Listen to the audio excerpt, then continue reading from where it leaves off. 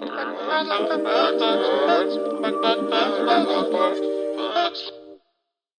hello everybody. How you doing today? Welcome back to Literature in Robes with your host Jared.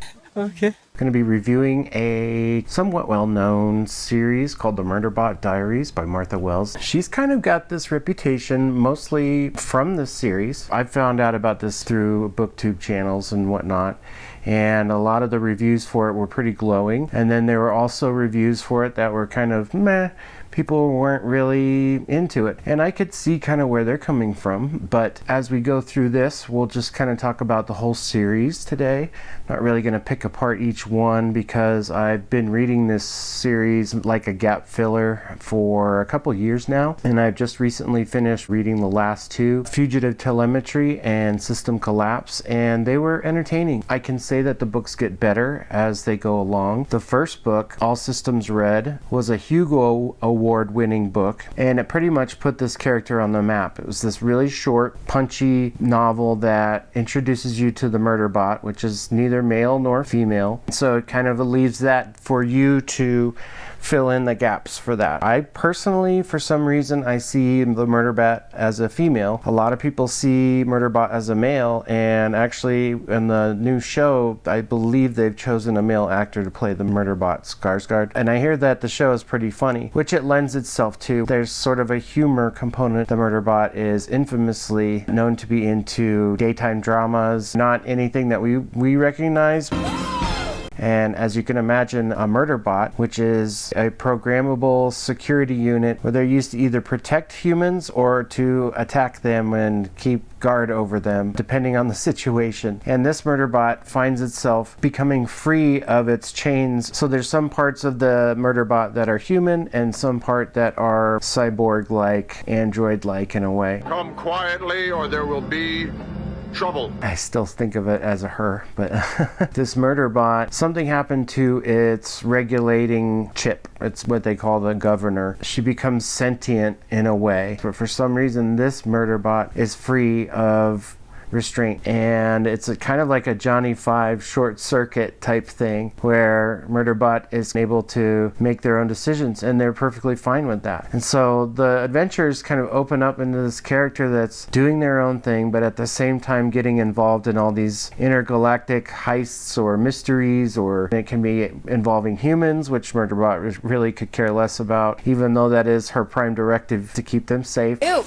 People suck. But as you get to know the Murderbot, you start to see that the character has an arc. Their autonomy, they're always struggling with it. And I think that's part of what some folks find humor in, is how the Murderbot actually talks to itself, which is part of the narrative trick, I think, that Martha Wells has with these books. It's all first person. Often you hear the unreliable narrator get brought up with first person, but Martha Wells, I think, takes the angle of writing this character as formally as she can, with a dose of informality, dry sarcasm, to kind of counteract the very technical aspects of the Murderbot and the aspects of the Murderbot that are not mission based, I guess you could say. It's really kind of a give and take with Murderbot, because there are moments where it's trying to be humorous, and sometimes I do kind of get a little chuckle in between each book, but I'm really curious about the plot and what's going to happen. I'd buy that for $1. The Murderbot is constantly checking on things. She has like drones and has access to other computers,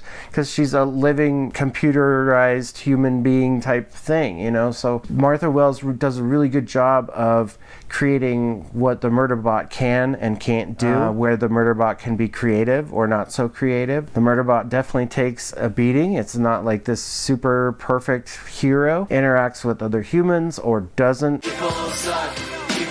So you're constantly cheering for this character to get what it wants. And throughout all 7 of the books, All Systems Red, Artificial Condition, Rogue Protocol, Exit Strategy, Network Effect, Trying to remember them all. Fugitive, Telemetry, and System Collapse. And as you read all 7 of these books, the only one that's really a novel is Network Effect. That was a really good book. I really enjoyed that Martha could give the story a little more meat. That's kind of a give and take as well with these books, is they're very, very short. And sometimes I wish I had a little bit more character moments, but that's one of the drawbacks of these books, is I don't think that Martha really gives her characters a whole lot of oomph. There's not a whole lot underneath, and that could be just because the Murderbot's the one who's telling the story. The Murderbot is confused at times by human emotion.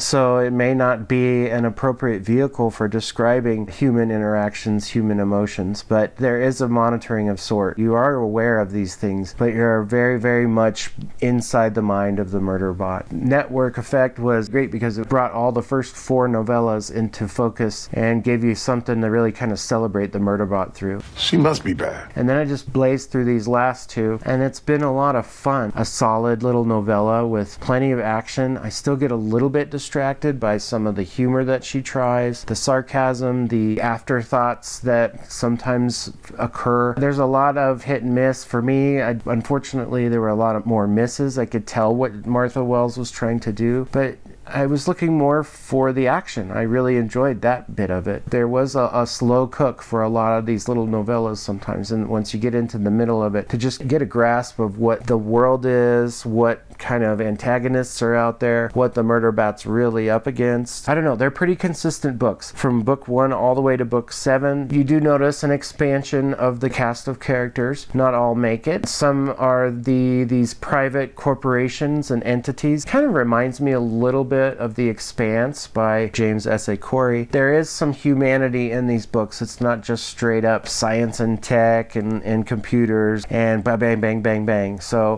Pew pew. Pew pew. It's got a nice little presentation. I just don't think it would be for everybody. I enjoyed them all. I think part of what makes them appetizing to read is the sheer length of the books. I mean, I'll pull these down and then I'll rate them and then we'll get out of here. So, All Systems Red. Just a real, like, small book. All the jacket artwork is by Jamie Jones. All Systems Red. I gave this book a 4.3 out of 5 robes. It was a pretty cool banger. It was like, oh, neat. Artificial Condition is another really small, cute little novella. Cool stuff in it. If I remember right, you kind of get into meeting other types of AI and an AI and cyber droid, android type world. And then you have Rogue Protocol, which kind of expands out into like research facilities, and you find out about nefarious things. Again, all these covers are really cool. They're by Jamie Jones. That's book 3. Book 2, I gave, I think it was a 4.1 out of 5 robes. I gave this a 4.0 out of 5 robes. Exit Strategy didn't quite flip my lid as well as the others did. I gave it a 3.8, but it was still very interesting. I mean, the environments always change. It seems to kind of challenge our Murderbot from scene to scene to scene. And then here's the novel, Network Effect. Again, there's just these smoky, sort of dusty space bases and whatnot. This one I gave, I think it was a 4.2 out of 5 robes. I really enjoyed that one. And then the last 2, I gave a 4.2 and a 4.3. So, and I do believe she's writing another one, an 8th book, probably going to be a novella again. They are called the Murderbot Diaries. So they are get in and get out, grab bag type stories. She has some other things. There's the Witch King. She's got a lot of stories, but I think the ones that put her on the map were the Murderbot books. And for the series as a whole, I'm going to give it probably a 4.1 out of 5 robes for Murderbot. I'm always curious about these. After having read these 2, I'm kind of like, yep, I'm Murderbotted out. I'm good probably for another year or 2, which is when I think Martha Wells is going to publish the next Murderbot, 2026, somewhere in there. I don't know, guys, if you read the Murderbot Diaries, there is the show out on Apple TV starring Alex Skarsgård, Eric Skarsgård.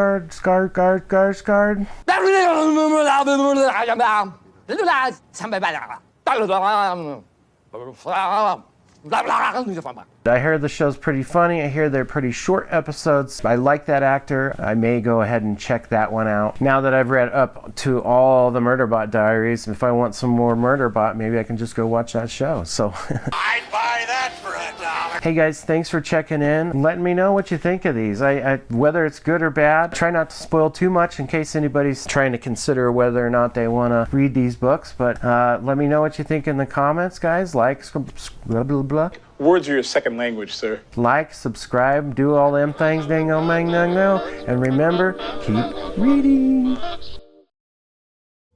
Network effect. Trying to remember them all.